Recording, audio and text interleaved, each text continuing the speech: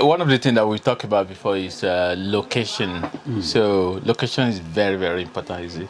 Definitely. So what are the things to consider? Even in any business, location is very, very crucial, very important in any business. And also you need to look at the community as well.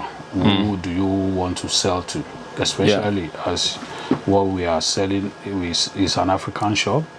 Even though we have another country now that they are eating our food and coming to patronize us. Okay. But our main focus is to look for our community so that we bring things to people. They are the one that need it. So location is very important. Not far from maybe anywhere that is accessible. Okay. That is what I would recommend for them. Okay. So in terms of startup cost, I know this is like a very difficult to be able to say this is a specific amount. So because there's no really a specific amount, so it's going to vary depending on location, depending on how much somebody can afford. So what might be the different ranges, like high end and maybe medium or low or anything less than? Somebody, yeah. With startup, I would say it's, as you said, it depends. Because it depends on the type of the shop the person is looking for. The size. The size. The size will determine how much of goods you want to put in. But at the same time, is not, people can not be afraid and say, oh, maybe I need 200,000 or 100,000. It all depends as well. If you have 100,000, that's fine. If you have up to 200,000 pounds, that's fine. Because as we all know now, goods, all these commodities are going up now. Goods are going up because of the inflation. But at the same time, I will say if anybody wants to start, the person will need a certain amount of money, because you cannot just start a business and you let's say, for example, you say you want to start business now, this type of African shop, you say, oh, I have 10,000 pounds. 10,000 pounds is not going to do it. Because 10,000 pounds, before you get shops, before you get you buy equipment, chef, or this, maybe 10,000 pounds is gone already. So I would suggest at least maybe from, it's difficult to say, but at least let's say to start with maybe from 30,000 pounds upward. Yeah, okay. Or 25. Yeah, something minimum. like that. Yeah, but minimum. You can, if you have more than that, because I would say if you buy chef as well can take you. Okay, actually that is taking us to the area of some of the important accessories that if you are starting day one, you cannot do without. What would be some of those? At least if you are starting, you need the person will need cash register, something like to if anybody wants to buy for payment, if anybody want to buy anything, you scan it out. You need a scale. You need, if you want, you need the shelf where you will put your goods. Yeah. So these are compulsory. You will have that. You can't put your goods on the floor. So you need shelf. You need the cash register. You need a scale to weigh your stuff. And if you want to be selling maybe meat or something, you need freezer. And if you want to sell drink, you need fridge. So these are very, very. This you need all these things. So and definitely that would be part of the cost. It's part of the by the time you buy those, then so that's why I said it's difficult to tell amount that the person will need, because things are going up and we don't want to mislead them and say, oh, you need 20,000, and the person will be looking for 20,000 and you think he get the money to start, and it's not even up to our half of the money that we need. So what about permit? Is there a permit? I know this might depend on the location as well, the local authority, or somebody might even be working from Europe, so it will be depending on the area. So, but is there a permit that is required? Yeah, it depends on the area, that the person and the country.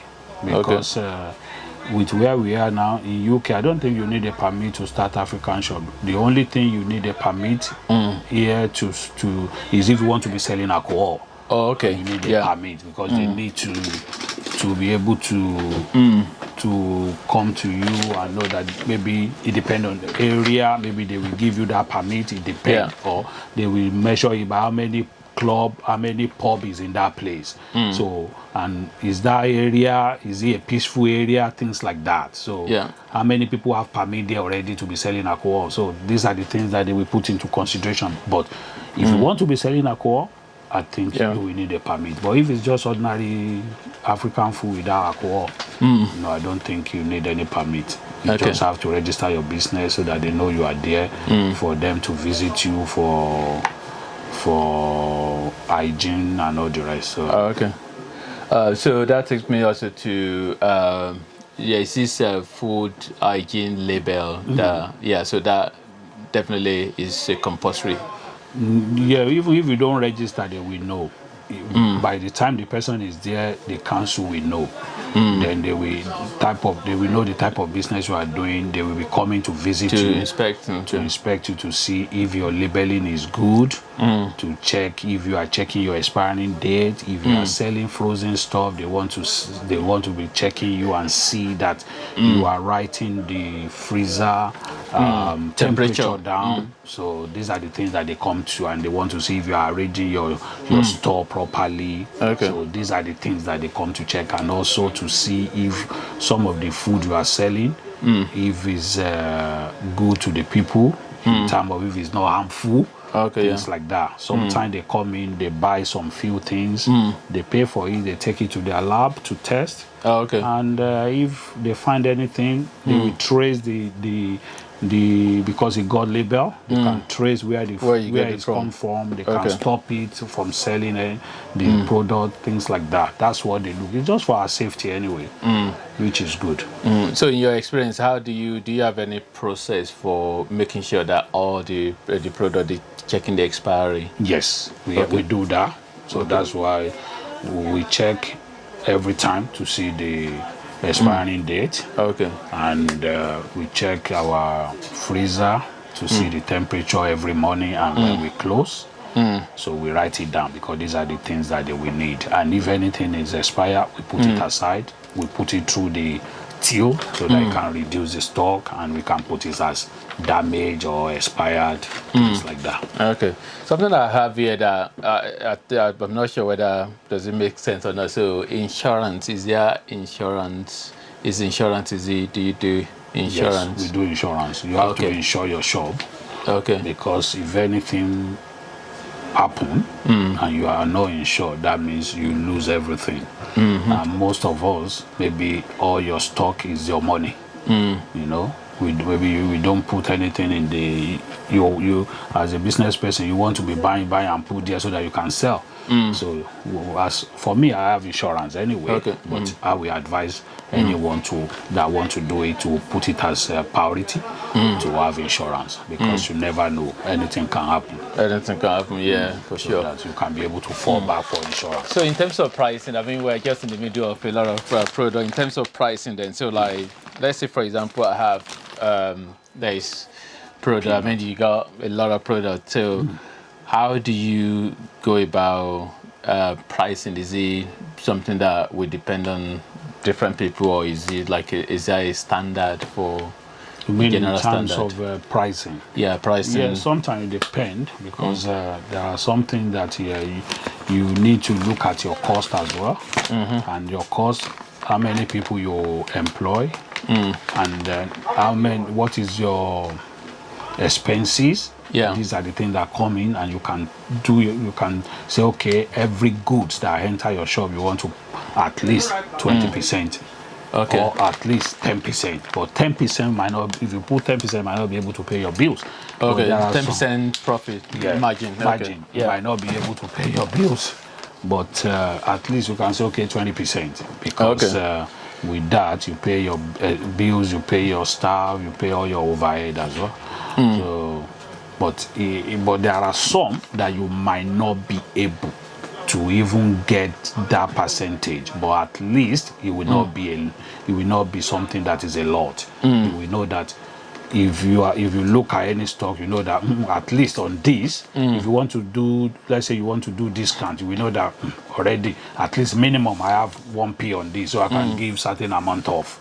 So, but the person should have percentage. That everyone base it on percentage, 10%, 15%, 20%, things like that. I know when you started, of course, it's different from now. So because things move on very quickly, especially the world of social media. So for somebody just starting now, what would be your advice in terms of marketing, both the conventional way and unconventional? So I mean, like both maybe word of mouth and also maybe social media. What would be your advice? Social media is very good now. Okay. If the person have website, it will be to advantage. I'm doing my website now. We nearly is about to complete. Okay. Which we and I believe we will launch that one now. We'll sell more. Okay. Because we understand that everything is going on online now. So, and and also I use my WhatsApp as well. So let's say. But shall I just say, like, if you are just starting newly, you don't have to start with the website because it's been doing it for a long time. And even it's some only people just start with website without doing have shop. Okay, yeah, doing online. They do online. Yeah, that's don't what have shop. I've seen. Yeah, they are online. They Instagram. have somewhere and they sell theirs. They And just they sell. So, but it depends. But if you can't take because. For you to do both, you will need staff, you will need, because all your stock online, you have to try and separate them because as they are buying online, you need to reduce what you have in stock so that you won't mislead them if they order something and you don't have it. Not available, and you keep on saying, "Oh, I don't have it," I will. So people will just be giving you bad review. And anybody that wants to buy now, the only place they go first is let me see review. Let me go and check the review. And if the review you keep on receiving bad review, you will affect the business. So when you mentioned WhatsApp, then how do you? Yeah, some people can use WhatsApp because on status you can put the picture. If you are about to open, you can say this. You are opening African shop is coming here. Things like this. You can advertise it on WhatsApp. A lot of people use that now. I use it as well sometimes. So I put my wigs on it, different type of wigs. If I get new product, I put it there. Is there now, and people just be sending it to me. How much? You have in stock? How much? So things like that, and I sell through that as well. Yeah, I can say a little bit about that as well because the world of IG, Instagram, even Twitter, but as many places that is possible as possible, so you can always advertise there. Yes. So this is one of the most important questions that a lot of people have been asking. I know they must have asked you as well, and then I've got that question a lot as well.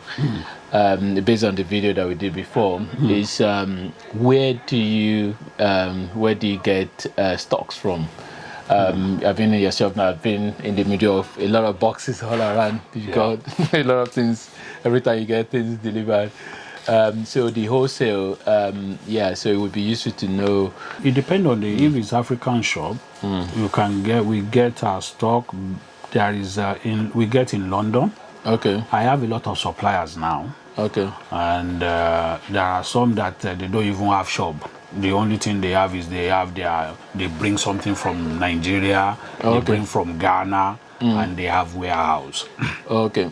Because you are in the business, they try to have maybe from one person to another. They tend to locate us and they bring their stuff here, and all the time they bring it. If we need anything, we send it to them. They bring them. If their container is coming, they tell you their container. But there is area in London that people can shop. Is one of the big there. All our food is there. Caribbean food is there. African, Ghana. Name it, they have a lot there. Okay. And they can buy from them. There are a lot in London. But you don't buy directly from Nigeria. You buy from people I buy from Nigeria as well. Okay, I ship from Nigeria as well. But for those who are about to start, it might not be an idea for them to start shipping from Nigeria straight away. Okay. Because if they want to ship 20 foot container now, it's a lot of money.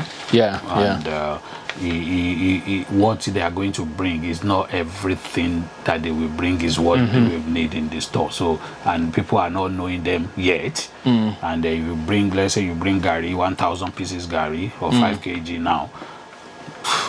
I mean, for you to be able to finish it, it's going to take you a long time because they don't know you yet. Yeah.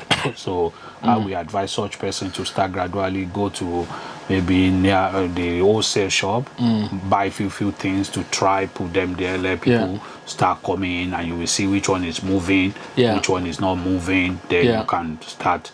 By the time you get to that level, you can now start importing as well. Okay.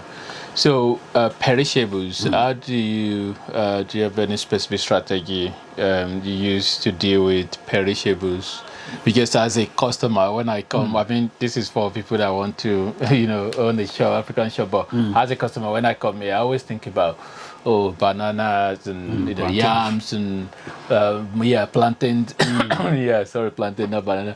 I always wonder, like, how do you, so because if they just go bad and like maybe during the summer when it's very hot as well, how do you know how do you deal with? We lose money on perishable, especially when it's summer. Even everyone that deal with perishable things, we know that. But what I try to do during the summer is to reduce the quantity of what I order, so that most of the time I don't buy too much on them, and that's the only thing I just. But there is a fridge that they can put it as well. There's vegetable fruit. There's a fridge for vegetable that they can put it. They can, if person want to do a lot. I don't do too much in perishable things because I just do few things on them that I know that at least people need. And when it's finished for that week or for that time. Yeah. So, yeah, that's why sometimes I say, "Oh, have you got yam? Yam is finished." As we are talking to you now, yam is finished. I got it on Tuesday, but it's finished, so we have to reorder again. So on that, I don't put. But during the winter, we get it all round. But in summer, I try to reduce it so that I won't lose money. I mean, customer service is something very important. I know we might be where. Kind of like a different, but if you want to make it in this sort of business, I can imagine your customer that has to be good, because I always like, I have to say, it's one of the things that bring me to come here back and back, because of the way you just have conversation with everybody, almost like you just know everybody. Literally, just greet everybody. You ask for if there is demand that is there. You ask about the wife, your uncle, and if it's a woman that is there. You ask for. So how are you being able to do that? I think with and this maybe you type can explain of business, how important that is as well. It's very important because, as you said now, because of that, you keep on coming, and a lot of people like that, they keep on coming. One thing I try to do is just when they enter my shop, I make them to feel at home. To feel at home. That they, because if they come in and you frown your face, you are not there. It's as if they are not welcoming. They are there to give you money. So I try to make them to feel at home. Then they can now start spending the money, and then I appreciate them as well after that. So they keep on coming back, and that's the logic. But you must have the passion for that to be able to do it. Because if you don't, I will advise the people that want to go into. It's not only in African shop; it's any face-to-face business. You must have a good customer service. If not, you won't be able to retain them, and without them, we cannot be where we want to be. So. And I think it's come naturally as well with that. You must be able to interact with people and also try to make them important. Everybody wants to feel important. And they are in your shop to give you money. Let them feel important as well. So is it very important to have storage as well. So like, because I remember you mentioned before that you used to have a smaller shop before moving to a bigger one. So even when you were in the smaller shop, was storage still Yes, we have very storage. important? Yes, we have storage. We have small place that we stock our goods because you can't put everything in the Just in one place. So you still need a small place to. So gradually, maybe if you are outgrowing that, you might need a bigger one. But you need to put something there in case it's finished. You can go there quickly to fill the shelf and things like that. So everybody will need us at least a little bit of storage in their premises. Right. Okay. Bookkeeping. How do you do that? Where do you do it yourself, or do you have The accountant. accountant that I do have an accountant that I used to do it myself, but got to a time now it's more. So I can't do it myself anymore. So what we do is just that whenever you get the invoice, we take the picture. It goes. We use what we call QuickBook. QuickBook, yeah. And it goes there. The accountant will see it. Then you use that one and to input everything and do our account in the right way. Okay, yeah. I don't know whether this will be an easy question or a difficult question in terms of the product that over time that are consistently popular. Where I know as somebody that is as a customer as well, I know that we usually buy beans. Well, I really love beans.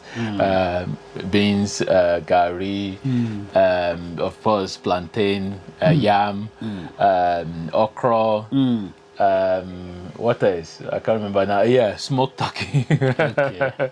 Those are some of the things that we tend to buy. So, are there some other products that are popular? You have not mentioned the popular one that everybody eats. Oh, okay. But most of the things you won't say now, we say rice. Rice, Rice is the most popular food that everybody eats. Yeah. Even if you are white or black or anybody eat that one. Asian, everybody eats. So Philippine, they come in to buy rice. So rice is a popular food for everybody. So, and there are other things. It depends on the country. And we try to do what they call know your customer. Know your customer in terms of who are the people that come more and what do they need. Yeah. And based on that, we try to shop for more of what they need. And so, and that is the only thing that somebody can put into consideration as well. When you open the shop, you can open the shop, maybe you are a Nigerian or you are a Ghanaian, but you keep on seeing Kenya people coming in more and ask you a few things or South Africa. Then you keep on, you need to get it for them. If you see that these people ask them, what is it, buy small. If that one go quickly, buy another. You see that this thing, that means in that area, you have a lot of these people in this area. That's true. You can just have an area where there are a lot of Zimbabwean there, and that's what we do. It's part of the business expenses, which are the rent, of course, and then the business rate, almost like equivalent council tax, and.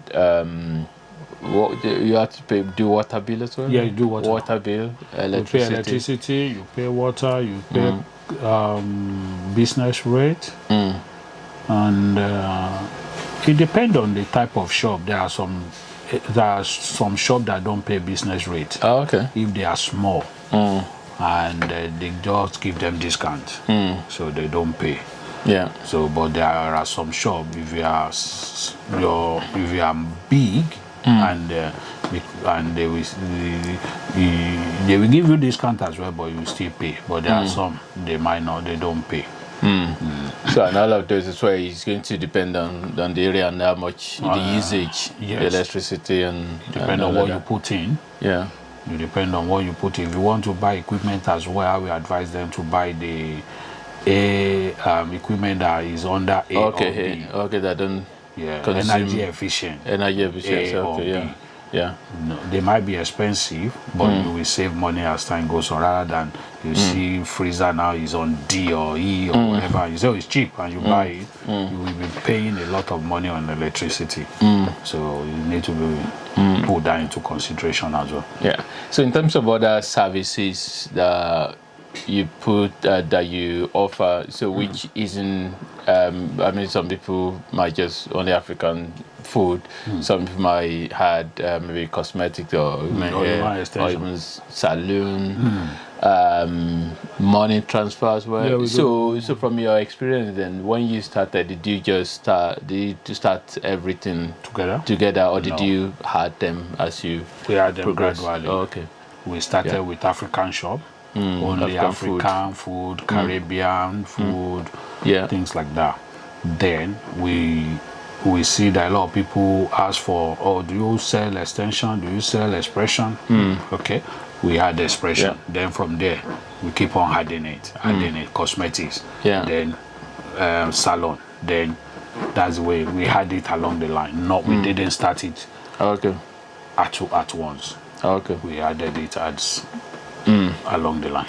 So in terms of like money transfer, for example, or the payment system where people pay, bills. So is that something really?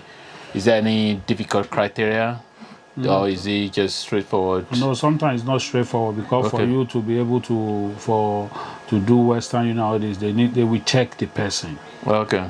They will check. They will do the check on you. So like credit check, security. And if they are happy, they will give you. Especially with PayPoint as well. They do that. Okay. I remember when I first opened, I applied for PayPoint. They didn't give me. Oh, okay. Then after 6 months, I apply again. They say, okay, they're happy. They came, they give it to me. Oh, okay, so that means it's not just that straightforward. They will do the check, and they will look at the area you are, how many pay points they have in that area. Oh, okay, so whether they have too many already. They have too many, they will tell you. Okay. They don't want to, because they want to give them business as well. It doesn't even make too much. And I think Western Union does that, and there's some other money transfer services. If they are too close to another, they might not give you. Yeah.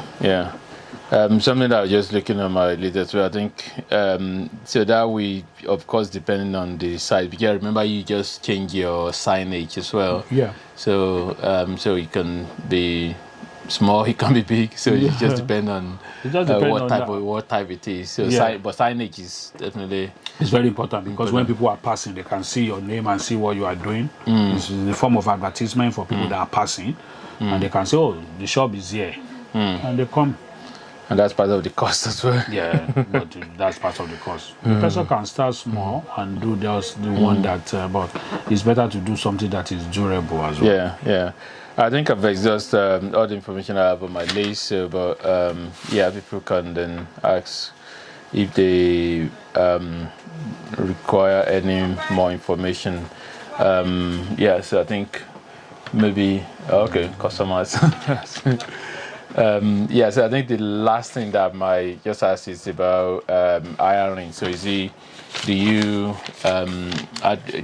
hire straight away, or do you just as it's needed? Yeah. No, when we started, I didn't hire straight away. Okay. Yeah. Well, along the line, the work is more than what I can do. Yeah, and then you then consider. I start hiring one person now, two person now. We are 3 people. Yeah. So it depends. It's just based on the need. Yeah. You can't just say, oh, let me hire, because if the person can cope, can start with it. But if he knows that he can, then we can. We can try to find somebody maybe for a few hours that we need a person, or for a day, or for a few days. And if you have family and friends as well, if they can help. I'm so lucky at that time. I was so lucky then, because most of my families, they supported. They came up till now. They are still there. They will still come and support me. They will help me.